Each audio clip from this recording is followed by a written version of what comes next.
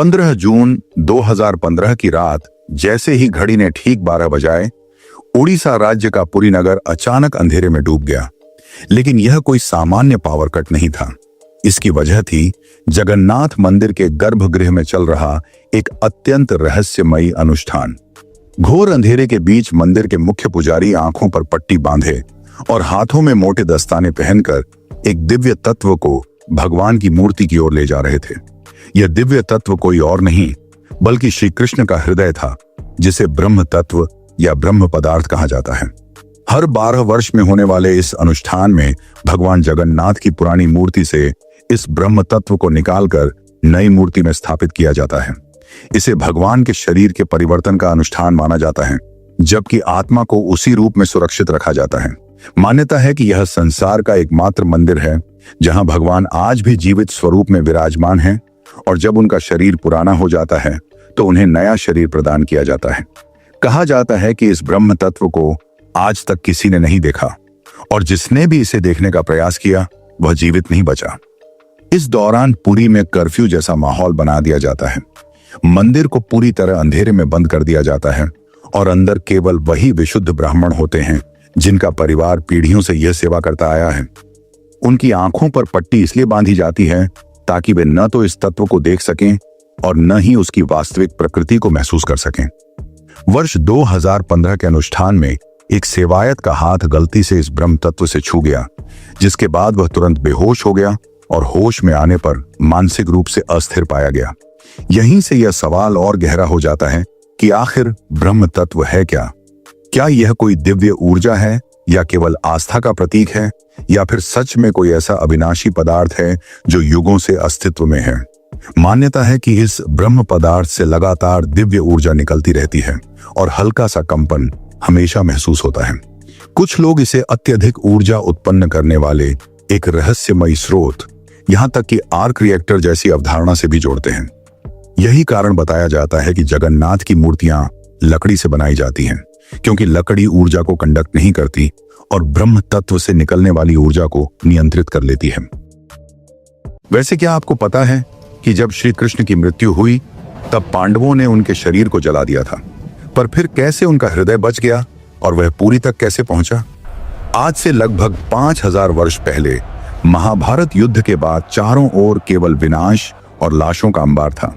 कौरवों के संपूर्ण नाश ने गांधारी को भीतर तक तोड़ दिया और उन्होंने इस महाविनाश का दोष श्री कृष्ण को दिया।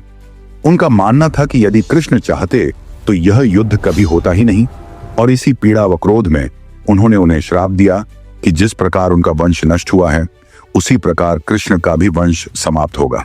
इस श्राप के 36 वर्ष बाद एक दिन श्री कृष्ण जंगल में विश्राम कर रहे थे। तभी एक शिकारी ने उन्हें हिरण समझकर तीर चला दिया। तीर उनके पैर में लगा और उसी क्षण श्री कृष्ण ने इस लोक को त्याग दिया। मान्यता है कि उनकी मृत्यु के साथ ही द्वारका नगरी समुद्र में समा गई और उनका पूरा वंश समाप्त हो गया।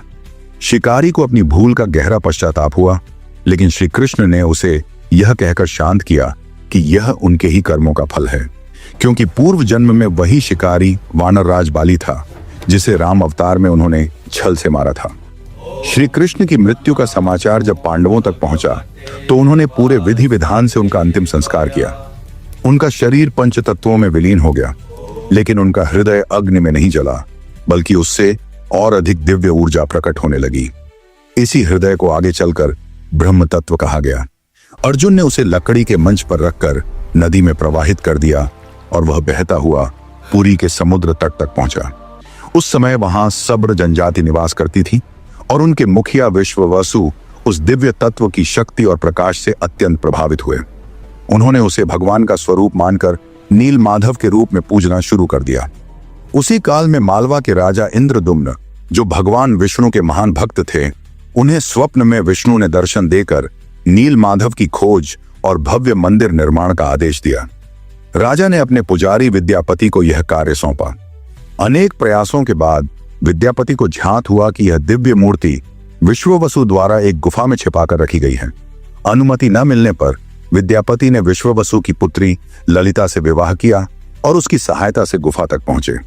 मूर्ति के दर्शन से वे अभिभूत हो गए और राजा को इसकी सूचना दी। लेकिन जब राजा वहां पहुंचे तब तक मूर्ति हटा दी गई थी।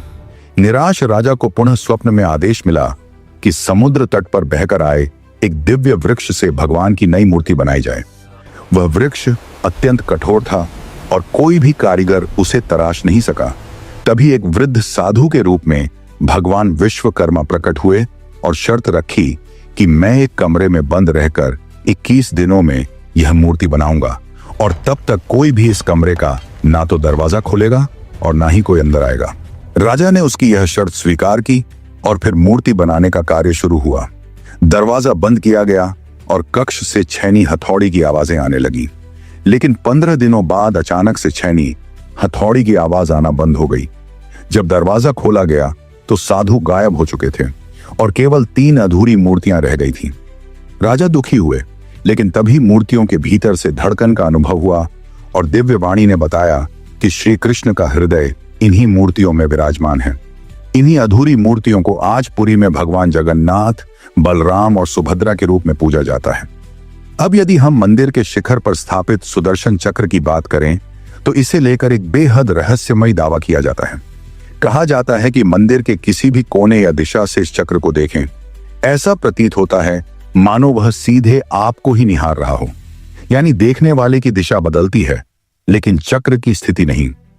आम भाषा में इसे दृष्टिभ्रम या आर्टिफिशियल इल्यूजन कहा जाता है, लेकिन आज भी यह समझ पाना विज्ञान के लिए कठिन है कि इतने विशाल और भारी चक्र को मंदिर के शीर्ष पर उस युग में कैसे स्थापित किया गया और किस तकनीक से ऐसा प्रभाव रचा गया कि वह हर दिशा से सामने की ओर दिखाई देता है। भक्तों की मान्यता के अनुसार यह कोई साधारण संरचना नहीं, बल्कि स्वयं श्री कृष्ण का सुदर्शन चक्र है, जिसे उन्होंने इस संसार की रक्षा के लिए पुरी में स्थापित किया है। कुछ भविष्यवाणियों में यह भी कहा गया है कि जिस दिन यह मंदिर समुद्र में समा जाएगा, उसी दिन कलयुग अपने अंतिम चरण में प्रवेश करेगा और तब भगवान विष्णु का अंतिम अवतार कल्कि प्रकट होगा। धन्यवाद।